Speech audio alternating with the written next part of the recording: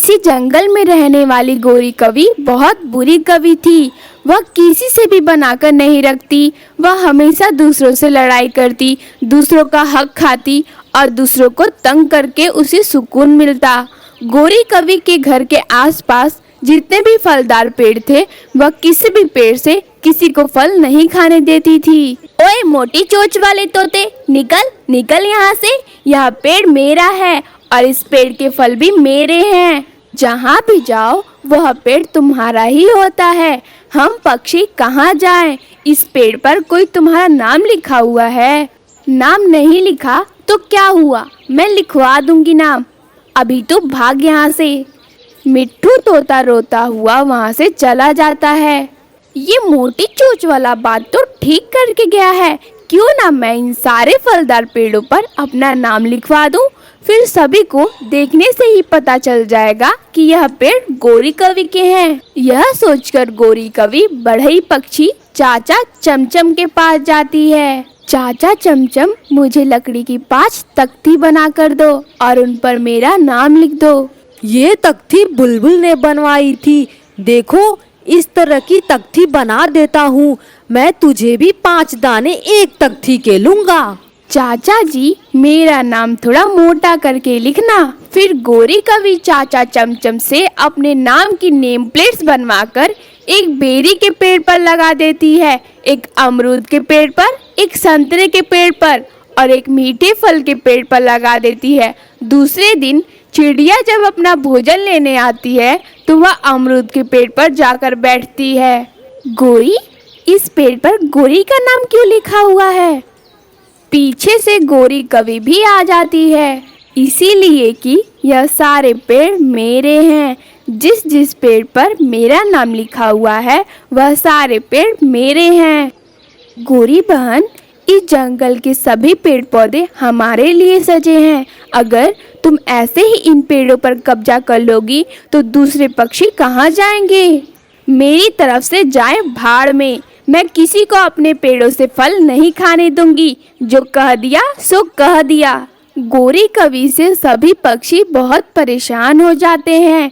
गोरी से कोई भी पक्षी लड़ना नहीं चाहता था। सब पक्षी एक जगह इकट्ठे होते हैं। कबूतर कहता है, अगर इस जंगल में रहे तो हम सब भूखे मर जाएंगे और वो गोरी कौवी खा खा के मोटी हो जाएगी। एक काम करते हैं, हम उस कौवी को इस जंगल से भगा देते हैं। नहीं कबूतर भाई, हमारे पूर्वजों ने हमें खून खराबा करने से मना किया हुआ है।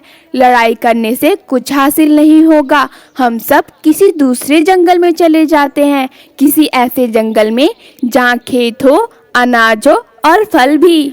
तो क्या यह सारा का सारा जंगल हम गोरी कवि के लिए छोड़ जाएंगे? जब कोई ज्यादा ताकतवर पक्षी आएगा तो वह उसे भी यहाँ से भगा देगा।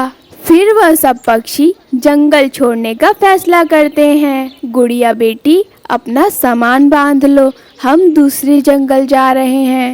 लेकिन क्यों मम्मा, मेरा उस जंगल में दिल नहीं लगेगा। गुड़िया बेटी, हम पक्षियों का कोई पक्का ठिकाना नहीं होता। कभी इस जंगल में तो कभी उस जंगल में, यह तो चलता ही रहता है। कबूतर और उसकी पत्नी भी तैयारी कर रहे थे। दूसरे दिन सारे ही पक्षी वह जंगल छोड़कर किसी नए जंगल की खोज में निकल पड़ते हैं। पक्षियों को जाता हुआ देखकर गोरी कवि बहुत खुश होती है। अब ये सारे फल मेरे हुए, यह जंगल मेरा है, अब मैं यहाँ मजे करूँगी मजे। गोरी कवि खुशी खुशी झरने पर जाती है। वहाँ से एक कौवा गुजर रहा था। गोरी कवि उसे बुलाती है, सुनो सुनो कौवे, तुम कहाँ जा रहे हो? अगर तुम चाहो तो इस जंगल में मेरे साथ रह सकते हो। क्या तुम्हारी शादी हो गई है? नहीं नहीं गोरी कौवी, अभी तो मैं कुंवारा हूँ। क्या तुम मुझसे शादी करोगे? तुम मुझे बहुत अच्छे लगे। मैं इस जंगल की मालकिन हूँ। मेरे सिवा इस जंगल में कोई भी नहीं रहता। हम दोनों यहाँ बहुत एंजॉय करेंगे, खाएंगे, पिएंगे और मौज करेंगे। फिर वह कौवा और गोरी शादी कर लेते हैं और गोरी उस कौवे को अपने घर में ले जाती है। दूसरे पक्षी भी उड़ते उड़ते एक ऐसे जंगल में पहुंच जाते हैं जहां हर तरफ खेत ही खेत थे और अनाज ही अनाज था। यह सब देखकर पक्षी बहुत खुश होते हैं। अब हम सब इस जंगल में अपना अपना घर बना लेंगे और यहाँ कोई गौरी कौवी का डर भी नहीं होगा जो हर रोज हमसे लड़ाई करे। हम सब मिलजुल कर एक साथ इस जंगल में रहेंगे। फिर ऐसे ही समय गुजरता गया। गोरी कौवी और उसका पति कालू कौवा वह अपने पेड़ों से फल तोड़कर खाते और दिन रात सोते थे। आहिस्ता आहिस्ता पेड़ों से फल कम होने लगे और एक दिन सारे के सारे पेड़ खाली हो जाते हैं। कालू जी, अब तो मेरे पेड़ों पर फल भी खत्म हो गए। अब तुम मेरे लिए दूसरे जंगल से फल लाया करोगे। तुम मेरी चिंता मत करो गोरी कौवी, मैं तुम्हारे लिए मीठे मीठे फल लाया करूँगा और तुम्हारा बहुत ख्याल रखूँगा। फिर वह कालू कौवा पहले ही दिन जब गोरी के लिए फल लेने जाता है तो वह सोचता है, मुझे इस गोरी कौवी का नौकर बनके रहने से अच्छा है कि मैं कहीं चला जाऊं। हर रोज उसके लिए कैसे फल ढूंढकर लाया करूँगा। कालू कौवे का कोई ठिकाना नहीं था। वह गोरी कौवी को छोड़कर किसी दूसरे जंगल की तरफ चला जाता है। शाम तक इंतजार करने के बाद गोरी कौवी समझ जाती है कि उसने गलत कौवे पर भरोसा करके बहुत बड़ी गलती कर दी। प्यारे दोस्तों, इसीलिए तो कहते हैं अपने पुराने दोस्तों का ख्याल रखें, उनके साथ मिलजुल कर रहें। कालू कौवा और गोरी कौवी एक दूसरे से बहुत प्यार करते थे। एक दिन कालू कौवा और गोरी कौवी के साथ घूमने। मेरी प्यारी गोरी, मैं तुमसे बहुत प्रेम करता हूँ और तुम्हारे साथ ही जिंदगी जीना चाहता। लेकिन कालू जी, आपको तो पता है ना मेरे भैया कितने खतरनाक हैं। वो इस रिश्ते के लिए कभी नहीं मानेंगे।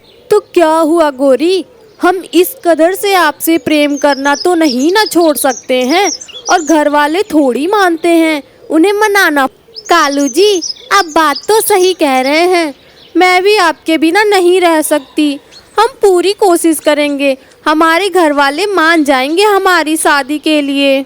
जब तक गोरी के एक भाई का दोस्त गोरी और कालू को देख लेता है और गोरी के भाई को कॉल करके बता देता है। कुछ ही देर में गोरी के 4 भाई वहाँ पे आ जाते हैं। कालू कौवा, तुम्हारी इतनी जरूरत हो गई है कि तुम मेरी बहन से प्रेम करोगे? तुम्हें पता नहीं है मैं कौन हूँ? रिंकू भैया, मैं आपकी बहन से सच्चा प्रेम करता हूँ और उसी से जिंदगी भर करता रहूँगा।